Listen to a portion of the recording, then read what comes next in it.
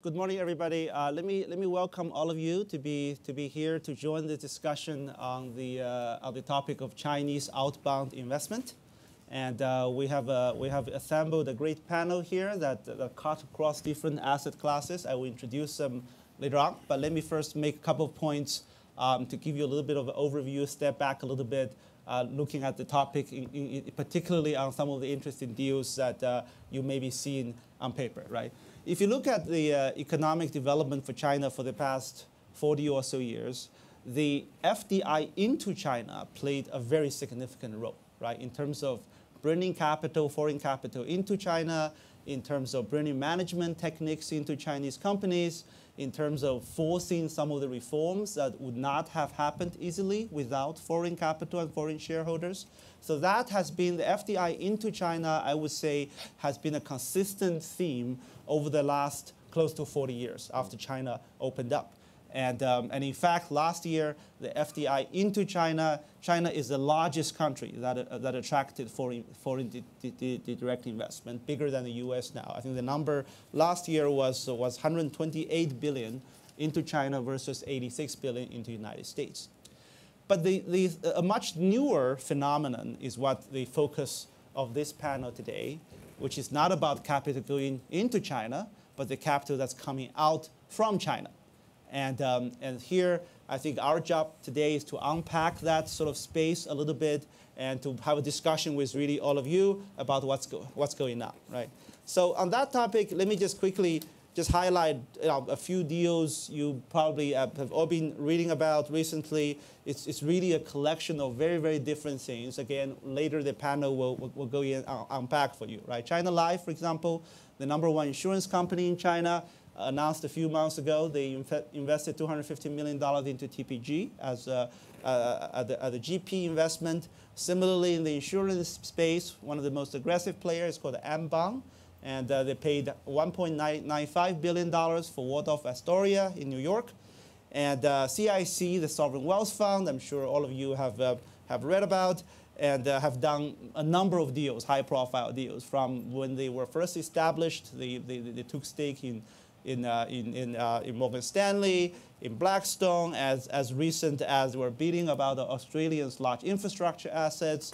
And on the manager side, China Investment Corporation is working with over 100 managers just on the private market side. So very active. You have insurance companies, you have CIC, we have Fosun. Again, later I will introduce one of our speakers here.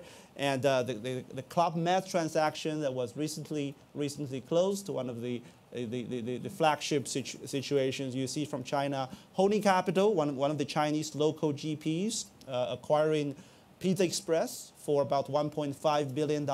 And the idea is to bring that sort of UK brand back into China. And you can go on for an hour, and of those large deals, every month there's something to talk about, right? So, and then on the public market side, China obviously has established this qualified domestic institutional investor program for many years. So the Chinese investors could actually deploy their capital to overseas money markets, fixed income, public equity. Recently, you have Shanghai, Hong Kong Connect program, which allows Chinese capital to directly go to Hong Kong Stock Exchange. Right here, I'm making a politically incorrect distinction between China. I'm using a narrower sense of mainland China. Don't worry. We won't report back to Beijing. And so with that, right, so let me quickly introduce the panel here. Let me start from the left side. Jordi runs the hedge fund, WIS Capital Management in New York. And in addition to that, he has written extensively about China, the impact of capital flows of China on portfolio construction for hedge funds. And Jim is the president of Fosun's Tourism and Commercial Group. And he is one of the main person at Fosun is, by the way, the most active sort of strategic investors from China, in my view, in terms of doing deals. And he will tell you himself what kind of deals they are working on, how they look at different things. And to my right, my good friend Andre, who runs A Capital, again, a pioneer in the space of China-European investments. And maybe later you can talk about, Andre, how you worked with Jim 5 years ago on the first Club Med deal that was really a flagship transaction that put this whole topic of Chinese investment on the radar screen in the international finance. So with that introduction, maybe let's first focus on a little bit on the investors, right? So I mentioned a number of transactions, and you have heard insurance company, you have heard other entities, and Jordi, can I ask you to comment a little bit broadly on the China outbound investment, both in terms of the implications for you as a hedge fund manager, right? How do you take that into consideration when you look at your portfolio, as well as how do you see the investor base? You know, who are they, and what are they doing? You know, any comment from your side? Yeah, why don't I start with just the backdrop that Kevin put together for why outbound investment is happening now, and just highlighting the size of it and the importance. If you take it back, starting at the turn of the century, and you look at it, from our perspective, we've looked at China as impacting our portfolio going way back. And I think for everyone here, even though the investment side is now gaining a lot of importance and definitely gaining more headlines, usually in China, in my experience, that comes when we hit big numbers. So I think Kevin mentioning that we're surpassing foreign direct investment with outbound investment now, we should expect those numbers to increase substantially going forward. And if you look back to the first part, where as a firm thinking in 2007, that's really when we started to see that China's impact on our portfolio had gotten to levels that in every sector that we focus on, China was having an impact. It was obviously big on the commodity side from what was happening on the urbanization and the infrastructure side, but it was also having massive implications for companies on the consumer staples side. And we started seeing this growth, and the trajectory just continued to go. So most people at some point have seen any one of these parabolic charts in terms of dollars flowing into commodities during that time period. But a large change happened, which I think adds to where we are right now and sets the framework for this discussion, which has changed. And that was really in 2010. China has this really great policy of announcing a 5-year plan, and the 12th 5-year plan was announced in 2010. And if you went through it, you saw a shift. And the shift for us as an organization in terms of the way that we thought of China was a movement from more hard investments into soft investments, specifically focusing on changing China's economy from what had been driven by infrastructure and industrialization more towards a knowledge-based economy. And that transition means a lot of different things for investment. But it really set the framework in kind of the situation that we're at today. And there's 4 pillars that I use when I think of China from an outbound perspective, and why this will be a growing importance as we move forward and shifting towards what sectors it'll focus on. The first one is just the money side. When you go through and you look, most of the newspapers will talk about the $4 trillion of foreign exchange reserves, but there's another number that matters too, and that's the M2 side of China, which is now over $20 trillion. And just to put that number in perspective, for the United States, which is a bigger economy, the number is $12 trillion. So China's total size and the way you look at investing, you want to start with the money side. The second thing is deregulation. So as these things like the Shanghai, the Hong Kong Connect, moving more towards letting money flow out, the government's continuing to sponsor more outbound investment. They're focused a lot more on entrepreneurialism, and there's a growing part of the private sector as opposed to the state-owned enterprises, which dominated in the first part. And then the third one, once you get through that, is the education. And one of the things that I write about is how important education is for the investor side. From 1980 to 2000, during that 20-year period, there was about 14 million college graduates. In the last 2 years, there's been 14 million college graduates. So you're having a lot of people coming out. That means more risk-taking, and it means people looking for investments. And the final part is just on a comparative basis. All of us up here are looking for returns at the end of the day. And inside the Chinese economy, which has been slowing and has seen less growth in certain aspects of the economy, outside returns are providing a good risk-adjusted perspective. So I think these numbers are going to continue to go, and the way that they affect our portfolio has shifted from more commodity and industrial-based to more technology, biotechnology, new energy, things along those lines. So I see that shift as having an inflection point. And just as a final note, the 13th 5-year plan will be announced at the end of this year into next year, and I think that one will be another one that will highlight where we're going forward. Great. So there are the drivers from the policy angle, the driver from education of investor angle, the number of other drivers that are driving this phenomena, right? Now, Andre, you have worked with different investors from China, right? You have worked with Fosun here, you have worked with Sparkle Row in a different transaction, and China Investment Corporation is the investor of yours, and can you help us understand a little bit of with those drivers Jordi mentioned? Who are they? I mean, are they one type of investor? Are there several types? You can generalize a little bit. I mean, I can concur with what Jordi said. Let me maybe take a step back, because when you're in Europe, and I think when you're in the US too, you have every other month one of the big magazines titling China is buying out the world. And when you actually look at the numbers, you mentioned 120 billion into China. The number out of China last year is something between 100 and 120. So when you compare that with the famous 4 trillion, obviously there are also financial flows, is still a very limited number.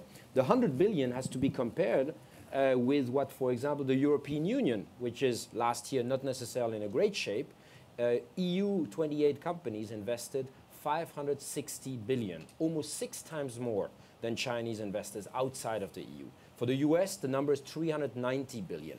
So we are talking about a tsunami, but it's still a very, very small wave, which obviously is growing, and we have an index that I'm happy to share with those who are interested, which we call the Dragon Index, which shows that actually it's growing 3 times faster than GDP. So on average, the growth for the last 5 years has been 17, 18% per year. So it is a very strong trend, but it's still very small. To your question about who it is,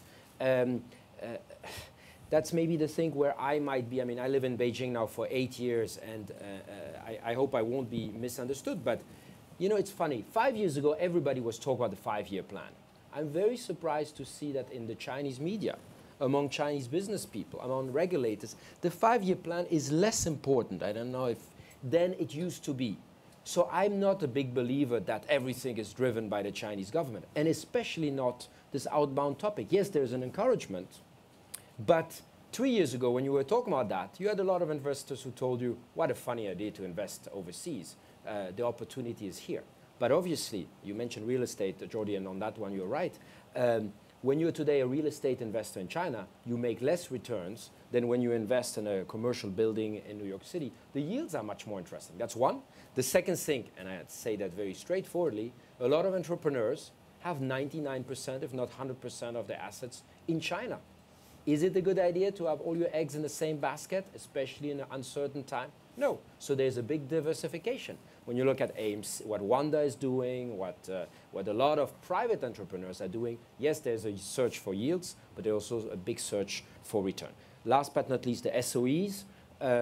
Here it's a bit schizophrenic, because on one side you have SASAC, which is the state administration for state-owned companies, who is encouraging state-owned companies to go out. And I think it can be compared to this drive to IPO. They think the more the internationalized company it is, the better the governance, the better the performance is going to be. But on the other side, you've heard about the anti-corruption drive, etc. Be careful to be doomed those CEOs who are doing mistakes. So I would not like to be the CEO of a large SASA company today, because on one side you're pushed to go out, but if you fail, be careful. That's true, yeah. And I think in addition to some of the things that Jordi and Andre has mentioned, the other big driver I see, especially over the last year or so, which has further created incentives for investors to go, is the expectation of RMB appreciation, which was there for the last 10 years, which is no longer there, right? So when you have, in the past, when you had the currency expected to appreciate, then whatever overseas assets you acquire would lose value. There will be a drag on the return. But today, I think if you talk to people, people generally don't have a directional view anymore. Therefore, it creates an opportunity for people to think about overseas investment into US dollar, euro denominated assets a little bit easier than before. So let me now turn to Jim. And again, Jim is the vice president of Fosun Group, heading up their tourism commercial group, several major high-profile acquisitions over the last few years. Maybe, Jim, you could share with us a little bit why did Fosun do overseas investments in the first place? And then secondly, how do you look at your investment process? How do you decide which assets are interesting to you, and how do you approach the whole investment process? Okay. So thank you. And Fosun is actually 4 or 5 years ago, so before 2010, we are more concentrated in China. We are very diversity invested in China in different industries like healthcare and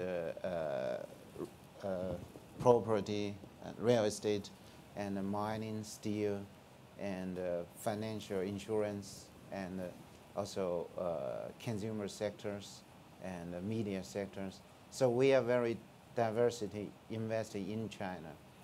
And since 2010, we start to invest abroad. And the reason is actually we found in China is actually we changed a lot. Before, maybe many foreign investors invest in China because there is a massive growth in China, attracting many foreign investors in the low coast and take advantage of the low cost in the manufacturing industries. But now, after so many years growth in China, we think that the market itself is interesting for the foreign companies. So we are starting to looking for the opportunities in Europe, in US, to invest in the brand and then help them to grow quickly in China. So we actually help the foreign companies to grow their business quickly in Chinese market. So our model is actually we called China Momentum Global Resource. So we use the Chinese economic growth and then invest in the headquarters of the European or US companies and then help them to come to China. The good example is like the climate and Foley and all. Actually, a lot in US. We also now invested like St. John in Italy. In Germany, we invest a lot of brands, and we help them to expand their business very quickly in China and use Fosun's unique advantages or resources in China, because Fosun is really very unique in China. We involve in a lot of companies, and we have companies in almost every province in China, and we use these resources and can support the company to develop quickly in Chinese market. So after the 5 years experience, we really think it's a good model. It's also benefit from both sides, from the company in Europe and also from Fosun's investment. And therefore, in last year, in 2014, actually the total Chinese outbound invest deal is 331 deals altogether, and we done 15 deals. So almost every month we have one more deals to close, and some deals is also over $1 billion deals. So big deals. So I think we are now really start to invest more to benefit from our model now. Maybe let me make a comment to complement Jim. I mean, we had the pleasure to invest together 5 years ago, and as Kevin said, I think it's a big opportunity for both sides, because I mean, it's a mystery for nobody that the Chinese market is getting increasingly difficult for foreign companies. And I'm not of the ones who think that it's because there's an increased nationalism. You see that sometimes in the press. I just think that 10 years ago, who was in China? That was the big state-owned companies, not necessarily very profitable and very efficient. Today, you have private companies. Fosun is an example. You have the Alibabas of the world. You have the Wandas of the world, who make the life very, very complicated for foreign firms because they have the local advantage. So we believe very strongly that having a little bit, so that's the strategic view that we try to promote, having a little bit of a Chinese component in your equity structure is actually the best life insurance, if I may say like that. And partnership that you can have to. We personally don't believe, and of course there are a lot of exceptions, in JVs. Because I think JVs, and for those who are in private equity know that very well, is disalignment of interest by excellence. Club Med is a very good example. When we invested, everybody said, okay, great, you're going to grow Club Med in China. But that's not what really happened. What was the big success of Club Med deal is the fact that having a Chinese core investor at the holding level, he was as interested as bringing Chinese tourists into the Club Med resorts in China, as well as in Cancun or in France. So there was a line of interest with all the shareholders, and that's what grew the. I mean, now the Chinese tourists, I think, the second largest customer group just after the French, and in hospitality, it's almost pure margin. But it's also an opportunity, we think, for Chinese, because the one thing I'm a little bit concerned, and probably it's something which is a bit underestimated by our Chinese friends, is that the image, and let's face it, the image of Chinese investors is not good. I mean, the sensitivity of the general public, when they hear that there's a Chinese investors, I mean, there are not as many CFIUS cases in the US as there is for any other nationality. And I think it's very unfair, but it's reality. So I think having a local partner, a US partner when they invest in the US, or a European partner when they invest in Europe is absolutely key. So I think for the investors in the room or the transaction services people in the room, I think it's a great opportunity is how do you do these, partnership. I mean, 20 years ago, the foreigners needed a local partner in China to succeed. I'm strongly a believer that when now the Chinese are coming, especially in the liquidity flush market, you need the Chinese need a local partner to make it. Andre, let me pick up on that point about the perception or the image of Chinese investors that you mentioned. There is some sort of negative connotation, right? And Jim, do you, when you do 15 deals a year, and I'm sure last year, and I'm sure you looked at many multiple of 15 deals and talking to a lot of potential targets, advisors. Do you feel what Andre mentioned, the fact that there's a perception that somehow Chinese investors are? Do you feel that? Do you no, or not? Maybe some images it's an overall situation, but I think for Fosun is we are really in many countries we invested, and we keep a very good image. I think why we can close 15 deals in 1 year, and not because really we go out to talk. Yes, we go out to talk with the companies, but many cases actually they come to us, and because they know our cases like Climate 4040, what Fosun helped the company to grow globally. And now actually it's not only in China, it's also in globally we help the company to grow. So some companies actually when they decide to come to China, and they come to us and talk if we can work with them together. And also some funds or some investors in Europe or UK, they come to talk to us, work with us together because they have a case maybe invested or they are willing to invest, and the target company want to go China. So the first thing they are thinking, okay, if we can find a company like Fosun to help them the Chinese part of the business, because this part of the business maybe in one day will surpass the original business globally. The case like Fully, for example, it's a Greek jewelry company we invested in 2011. When we invested in that company, actually they have two brands. One is Fully, one is Links of London. It's famous for the cuffs. And we invested in 2011. Globally, they had at that time 480 stores. And now, along in China, they had more than 200 stores. And so if you can imagine if in 2 or 3, maybe more years, the store number in China maybe surpass the original store numbers globally.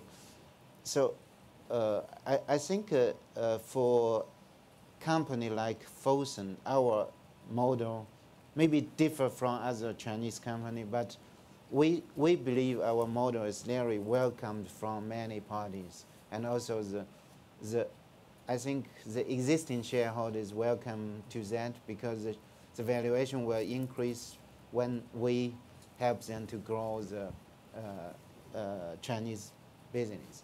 And the company is happy, and also the employee is happy because the company grow quickly than before. And also Fosun is happy because our investment get more high return after that.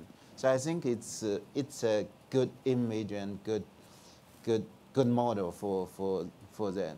Very good. I actually want to come back to this point about how some of those arrangements can actually be win-win-win to several parties at the same time. But let me step back one more time. And what I hear so far from the comments from all three of you is that if you ask why is Chinese capital flowing out, right? I think I heard different things. Jordi mentioned about from an economic policy perspective. If you look at the 5-year plan, the government clearly sees that this is a potential growth driver, right? As you know, China has been looking for additional growth drivers to drive the economy forward. Domestically, you have urbanization, you have the going inland strategy. Certainly, I think the government is very clear, as Jordi mentioned, in their 5-year plans, they see for Chinese enterprises to expand abroad, maybe to acquire assets, maybe to bring them back to China is one way. So that's number one.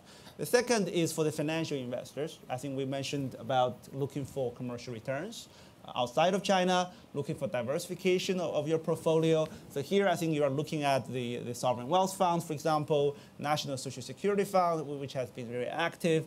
More recently, actually insurance companies. Just for those of you who follow that, you would know that for many years, the Chinese insurance companies were not allowed to actually deploy their capital overseas, certainly not in overseas private markets, and that has changed dramatically in the last 12 months or so. The Chinese regulators essentially, about a year ago, gave all the major insurers a complete green light to do that. So the insurers today can allocate up to close to 5% of their total assets into overseas private markets, which is easily, if you do the numbers, it's easily $70–80 billion of assets that are already regulatory approved.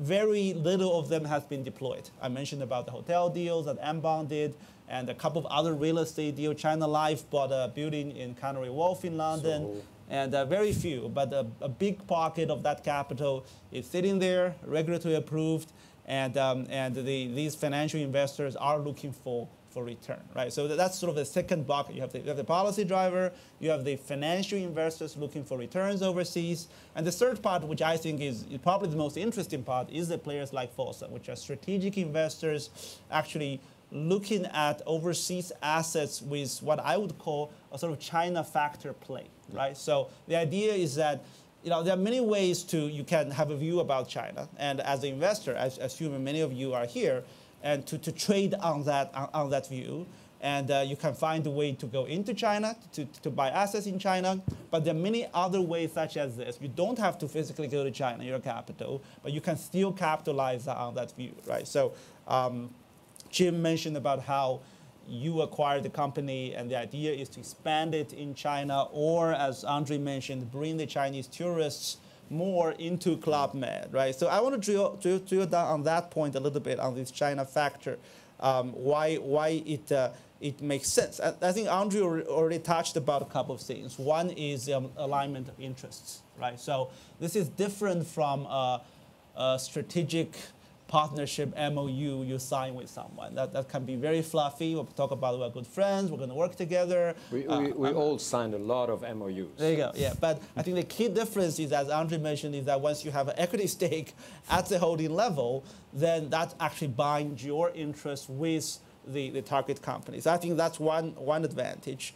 The other is obviously the China market, right? The Chinese player can really help the foreign companies to do more in China, to maximize their sort of revenue from the Chinese investors, for example, right? And Andre, you want to further comment on the China factor play a little bit? Do you see a couple of variations on that?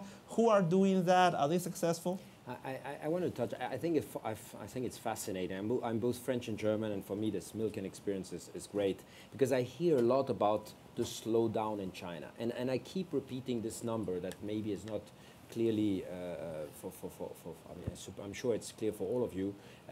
The famous 7% growth last year of China, which is a lot of people said, oh my God, under 8%, nothing is going to happen anymore in China. Well, things are moving forward. And 7% represented last year 40%, 40, of global growth. That means, and it's very interesting in the view of our own investors in our fund, is that 5 years ago they saw what we do as a niche strategy, growing to China, okay, great.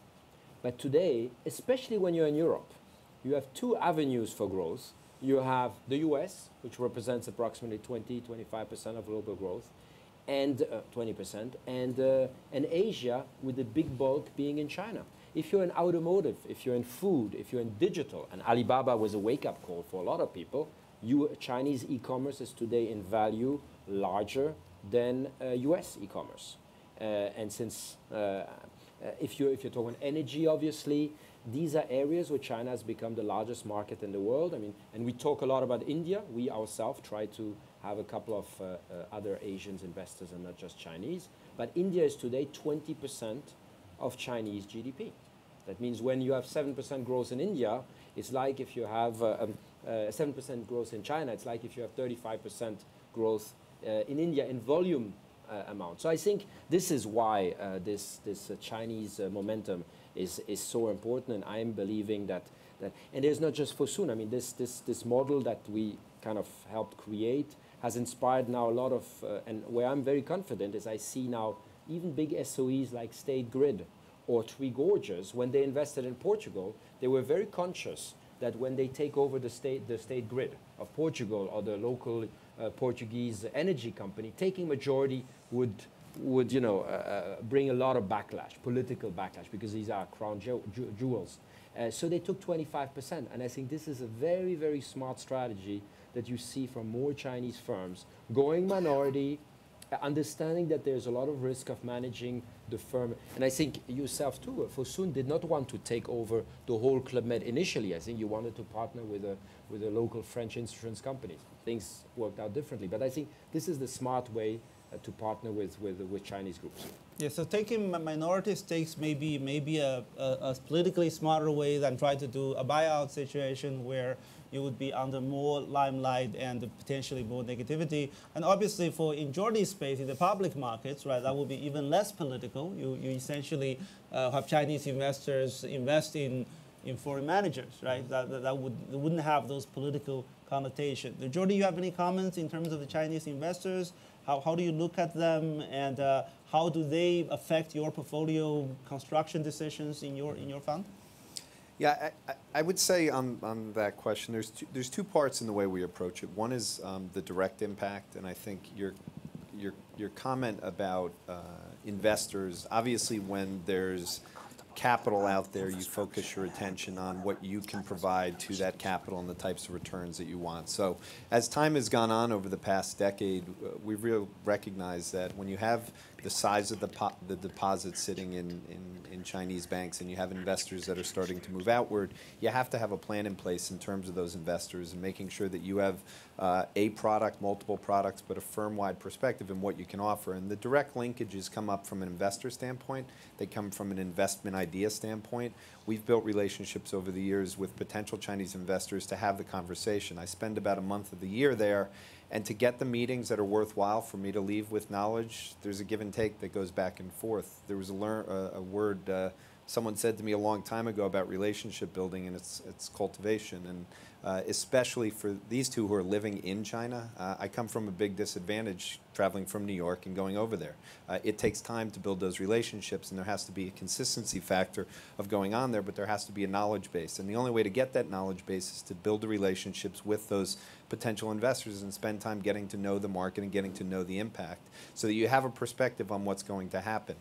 The papers that Kevin referenced that I've written about, they've mainly been focused to a lot of what Andre just said in terms of growth being so big coming out of China that even if it were 5% this year, it would still be a major contributor. What happens to us from an investment standpoint, and I think where the indirect measure comes in, there's been a dramatic shift in growth. So a 7% number, you can have certain sectors that were growing at 25% that downshift, and other sectors that pick up. And that's what's happened inside the country. And as an investor who's looking for the sectors to invest in, I will always want to know what the government is saying. I agree their impact is going down, but you want to know what's happening. As a perspective, I think I left a recent trip there, and anti-pollution is something that, for me, I'm spending a lot of time on. I think I've seen it as a trend that's happening inside the country, and from an investable standpoint, there's a lot of places to invest in that. I think some of the best innovations that we'll see on anti-pollution will come out of China over the next 5 years, and whether that involves further movements on battery technology, further movements on electric cars, I think you're going to see a lot of that innovation coming out. So for us, there's the direct impact to our business, how we think of asset management and who we can partner up with in China. It takes a long cultivation of that relationship and kind of traveling over there, which is why I spend so much time there. But from the other aspect, how those changes in GDP affect the world. If you travel to Australia and to Canada and Brazil, ask them about this downshift that's happened on the fixed asset investment side, what it's meant. At the same point, if you go to Silicon Valley or you go on LinkedIn and you type in China, Silicon Valley, you will see major purchases going on in Silicon Valley. This is not just about buying companies. This is about buying knowledge. This is about buying talent. This is about acquiring things, because the focus that I see in China for the coming years is really one geared on efficiency, productivity, and a knowledge-based economy. And it's one of the most impressive shifts I've seen in a short period of time in any macro trend that I've seen. Normally these things take a long time. In China, it seems to have been very push button, and this outbound investment is just, I think, a recognition of that shift. Yeah, I agree. And I think Jordi also mentioned a very important word, which is the relationship you want to build, right? When you do business with Chinese partners, that relationship, that's trust, that is being represented in the relationship is very, very important. And I think that word is particularly important for the topic we talk about, right? For example, the deals Andre and Jim have talked about, this is not a straightforward deal. This is not just A acquire B, right? This actually involves a GP, for example, in the club, international GP with the Chinese strategic investor, and then an international target company. You bring that back to work with your other companies. So there are much more players that you need that relationship to be built. Let me first go to Jim, then come to Andre. How do you see you as a strategic Chinese strategic investor? What do you do to make the best out of your relationship with foreign managers? How do you deal with that relationship angle? What type of managers do you look for? And also on the target company side, how do you build a relationship that they're not afraid of Chinese coming in and to take over us? So actually, when we talk about the first case, climate, it's actually for us, the whole group, we invest first in a European company. So it's very important how we can really keep the relationships with the management teams and also the existing shareholders. And I think after we met the management teams, the chairman, I talked with them in Shanghai first, and Andre is also there. And we just asked 1 month exclusive time for Fosun, and we give them a very good, I think they feel a good suggestion, because before they also talked with some state-owned companies and with all other Chinese companies. And after they meet us, and they think it's really, we are maybe the good partner and for them, and they decide also very quickly. We closed the deal after 3 months when I first met the chairman. And after we closed the deal, and we also keep always a good relationship with them, because for Fosun, we are a company that not really want to control every daily business, because we are not focused in one industry. We are investment company with very strong industry background in China. So we own a lot of industry like pharmaceutical, real estate, mining in China for over 20 years in China. So, but for the new company or new industry, what we invest abroad, we don't think we are more knowledgeable than the company, because we always choose the right industry in China and then choose the right company in the European and the US. They already approved that they done well job in this industry. They are maybe leading company in this industry in the world or in that region. So they running very good business. We trust the management team. What we help them to do is just we help the Chinese aspect. So we build new relations for the companies in China. We support them in marketing areas, or also human resource areas, or the purchasing sides. So we just help the company what the company maybe cannot do in China. So therefore we always can keep very good relation with them. Very good. And Andre, for you as the PE manager, how do you see this relationship goes between you and the Chinese strategics and the private? Well, sometimes you end up with very, very cross-cultural stories. When we made the preparation to this session, we remembered that Jim is very modest, but he's also very knowledgeable about Germany. And since the French management was in front of us and they speak English, we said, how do we communicate when we negotiate? So we ended up in a French headquarters, speaking in German, both of us, in order to avoid that the other party knows exactly what we're going to present. So these kind of relationships obviously take time to build up, but they were very successful. As Jim mentioned, it took us 89 days from the first day. So when there's this perception that is sometimes you see, oh, it takes always a long time to do deals with Chinese. Well, when you have the right alignment of, and that is for me the main point. I mean, the big question for all of us is with whom to partner. And I think here you don't have the same. You asked initially, who are these Chinese investors? When you look at the Fortune 500, you have today, I think, 79 companies which are from China. But when you look at most of them, they are not global companies. They are large domestic firms. What I would look at to see with whom to partner is who does, in their board, in their management team, people who have true international experience.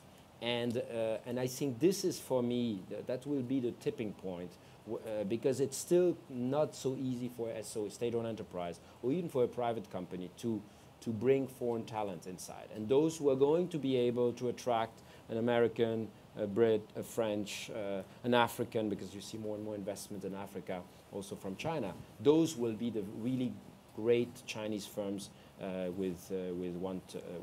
So I think Fosun is an example, but it's really it's rather an exception today than the rule. Actually, that brings up a very, very important point, which Jim, you mentioned about the management on the international side, right? You pick the right sector and you try to find the right company with the right management team that you can work with. But I think your point, Andre, is really bring a slightly different question, which is the management team of the Chinese companies, right? Because as Andre mentioned, most of the largest Chinese companies are very, very Chinese. And can they really adapt themselves into a truly global companies with those international acquisitions coming in? And so Jim, how do you, so for example, what Fosun has to do for your own management team in order to internationalize it, I assume? And I mean, do you have to speak English now in office? You obviously you don't have to speak German always to secretly negotiate deals. So what do you have to do as a Chinese company to internationalize your management team? Yeah, actually, for Fosun, is we are now said we will more do globalization, but we will also do localization in every regions. So actually, it's one process for the headquarters to globalization, but for the region office or for the company, we our target is localization. So in our headquarters now, actually we like a small union nations. Actually, we had also different employees from different countries, and we the founder is actually also learn English very quickly, and myself is actually for 5 years I cannot speak very good English. I speak more German, and now I can already talking English. So I think everybody is moving on the direction to globalization, and but for the local company like in France, in Greece or in Spain, in US, we strengthen the team shall be still localization, and I think Fosun is trying to do to draw more experience from the international big investors and to learn from that and try to combine our advantages to this experience and to become international investment. So it's both globalization and localization. Andre, you have any view on that? I mean, especially here we are in California. I remember a lot of people are always making the comparison, which you should normally never do, between Japan and China, but I will do it anyway. You remember the big trophy deals that there were in the 80s and 90s, Columbia Pictures, Pebble Beach, etc. Actually, you see very little of them. I don't know if maybe Waldorf Astoria is a bit of a different story, but and actually Chinese investors are very cautious. And I think this minority trend I mentioned to you is not just about the perception and the possible pushback. It's also the recognition by a lot of Chinese firms who are often extremely strong and very self-confident in China, but who are extremely smart in knowing what they know and what they don't know. And they know that when they go outside, well, they will have to manage the firms, or they will have to oversee the firms if they take control. And they don't necessarily have the internal resources to do so. And so this trend to minority stakes is also to say, we're here as a support to help you to go to China.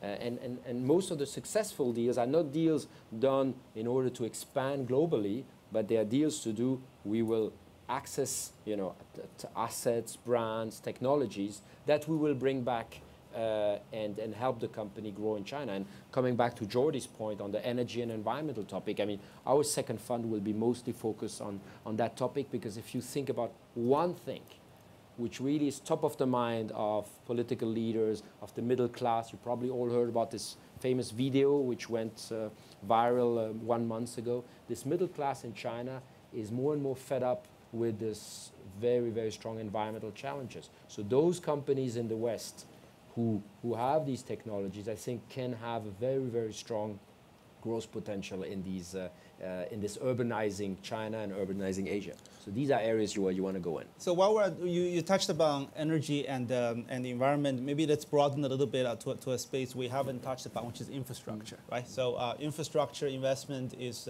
very high on the agenda for China, for the world. And I think we had the China panel yesterday where Ambassador Chan moderated. We talk about China's new One Belt, One Road strategy, which essentially involves a very big push of infrastructure investment, Chinese capital going into overseas infrastructure investment, right? You have traditional players like China Development Bank, China Exim Bank, who continue to play a big role. You have newer players like CIC, or even the newer institution, the Silk Road Fund, which apparently announced their first deal in Pakistan. It's a multi-billion-dollar hydropower project. It's going to be their first transaction. AIIB, Asia Infrastructure Investment Bank, is in the process of being established with the bulk of the capital coming from China, but also capital coming from 56 other countries. Jordi, do you have any view on that whole infrastructure finance space, particularly the Chinese investors' role in that, the implication to the world and to China?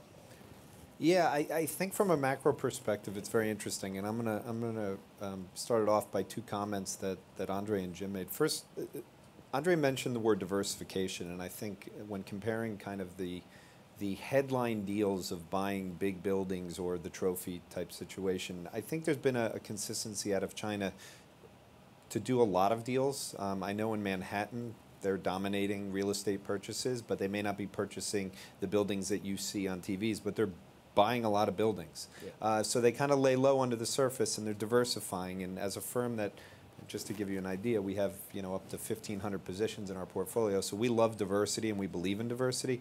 And any kind of conservative investor, which we consider ourselves, is going to use diversification as a big tool. And I think that's been one mindset that absolutely is the case. The other thing, from Jim's point, he mentioned globalization and this whole thing of moving out. You think about the concept of needing to get a middle ground in languages and continuing to move forward as you get out into the world.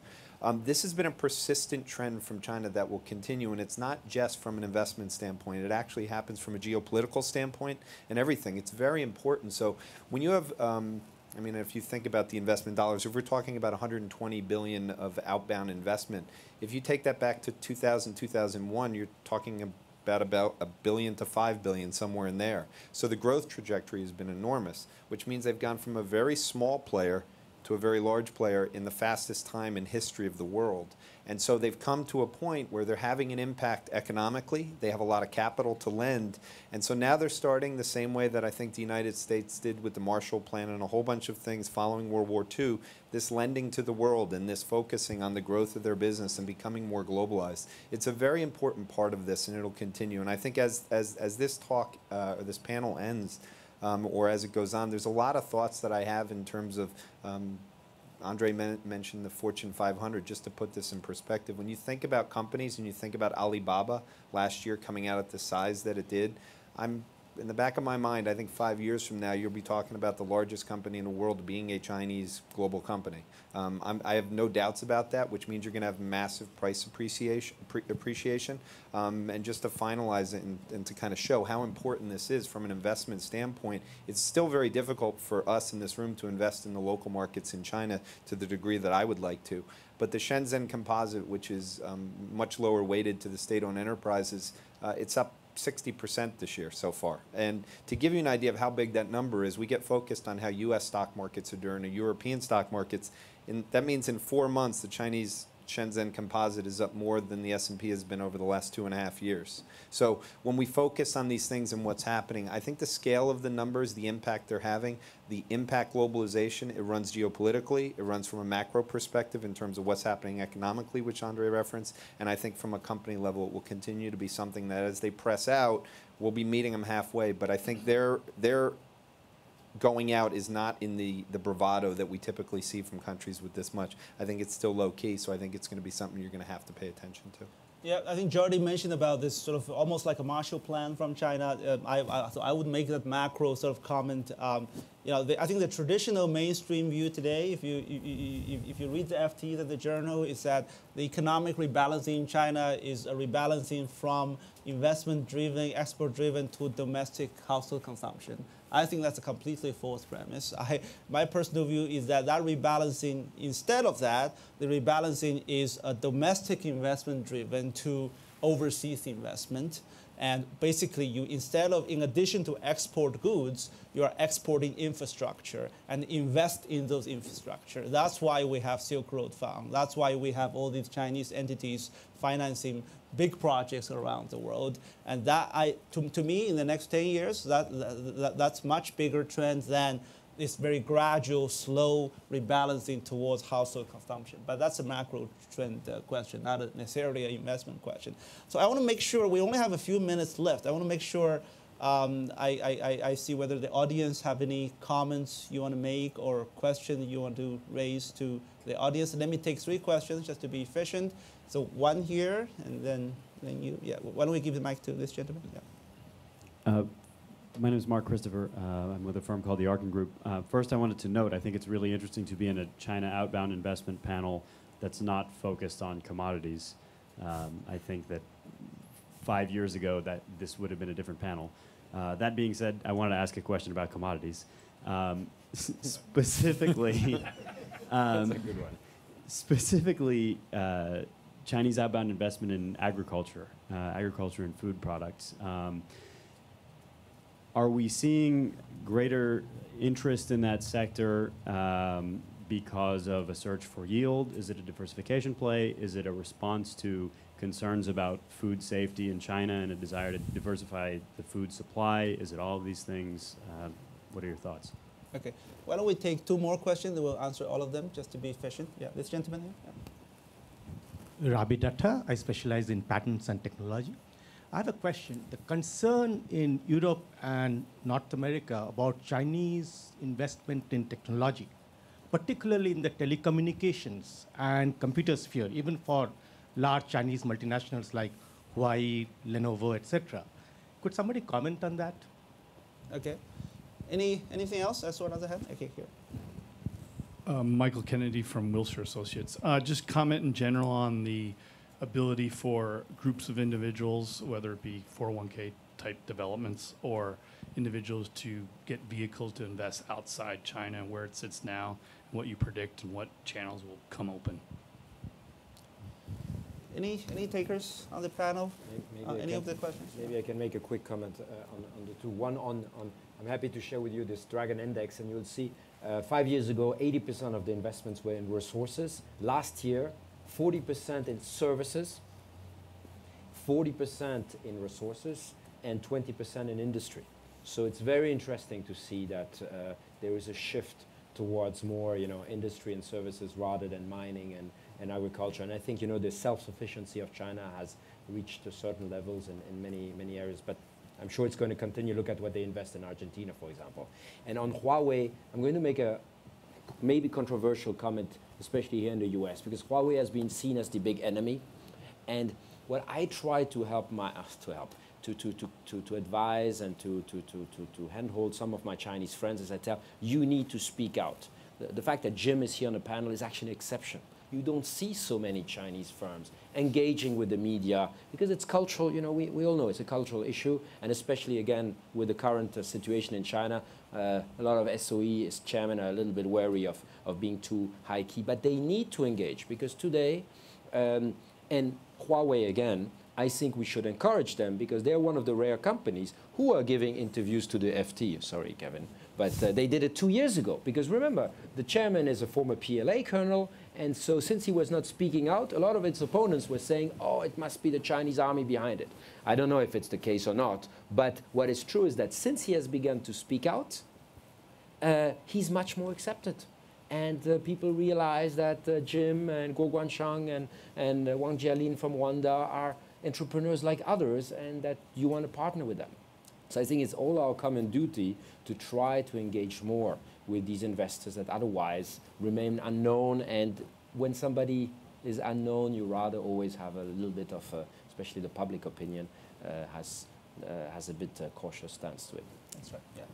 Joe, do you have any comments on any of those questions or a final remark before we conclude? On the agri side, this is just my take from travels through Brazil, Argentina, and then back to China. If you look at China and you think about, from a government perspective, the risks of the country, food's always a risk that they want to have control over. The same way that I would say in the US, we got very focused on energy independence a long time ago. So I think in the case of China, there's a lot of technology part of the agricultural side. I don't think the farming industry globally gets enough credit for how much technology is being utilized and how much more is coming down. So I think that's a big part of it, and I think it's going to continue, and it'll remain a focus because it's something to worry about always in terms of that problem. On Michael's question about opening up the markets, this is a big focus for me. Like I mentioned, if I fully believe that one, if not more, of the companies in China in the next 5 years will be the largest companies in the world. There's a lot of money to be made investing over there. A lot of these companies that Andre mentioned that people don't know about, they're in China. They're large already. They're domestic. And the problem is there's very limited ways to get to them. And as the deregulation continues, the product creation will increase. But product creation, I think, is going to be one of the most important things for China in terms of bringing the proper products for them to invest in and opening up their markets more and more. Final remark from you, Jim? Yes, I think for some commodities, like mentioned, food and for Fosun, we are very interested to invest. We already invested in in Europe and in South Asia, some companies in that area. And because we think the demand in China is very huge in that area, because everybody talking about the slowdown of the GDP for China to 7%, but one side the GDP amount is large. 7% is still very, I think is a very big increase. And on the other side, more important than the GDP is actually last 20 or 30 years, the Chinese families' assets accumulated a lot. So the last 2 generations, they bought already the apartments and houses and cars. But one side, the income per person is increased, and also the family assets it's accumulated in a level that the young generation, they don't need to spend money on the house or departments a lot. So the consumer sectors will be increased in next decades a lot. So why you can look, if you look Fosun's investment, we focus more on this area, consumer sectors, fashion, and holiday business, because we think this is a market that will booming in next decades in China. So yeah. So with that, I think I will conclude by making one prediction, maybe 2. One is that Fosun will do more deals next year than last year, and number 2, there will be more Fosuns from China. I think that those are very clear. Okay, thank you very much. Thank you.